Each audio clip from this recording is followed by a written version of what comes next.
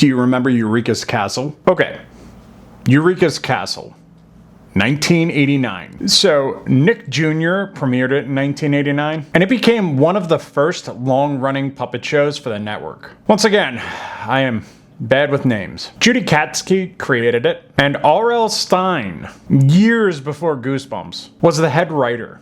That's one of the stranger details in Nick's history. The guy who became synonymous with kids' horror was shaping this whimsical puppet castle. The show is centered on Eureeka, a young wizard in training, and the castle's residents. Magellan the dragon was huge and friendly, with a habit of sneezing fire. Batley was clumsy, always fumbling with his broken glasses. Bogue and Quagmire were swamp-dwelling pranksters, and Mr. Knack wandered around the castle trying to sell useless trinkets. Each episode was a blend of puppet segments, songs, and short animations. It stood apart because it was all puppets, no humans. The sets were oversized, and the puppets filled the frame, giving the whole thing a larger-than-life appearance. Nickelodeon reran it heavily through the 90s, and VHS releases helped keep it around long after production had ceased. Behind the scenes, the puppetry came from veterans of Sesame Street and Fraggle Rock. Magellan was performed by Noel McNeil, who later starred as Bear in Bear in the Big Blue House. Cheryl Blaylock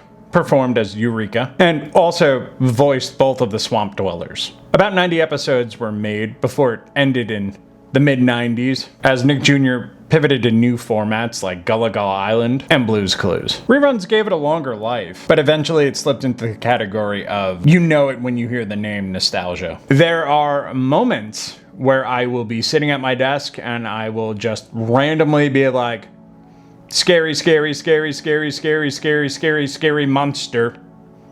Because that was the Halloween episode, and for some reason my brain latches onto that. I have no idea why, but I remember the Halloween episode with the monster, and I really remember the Christmas special, and I couldn't tell you why.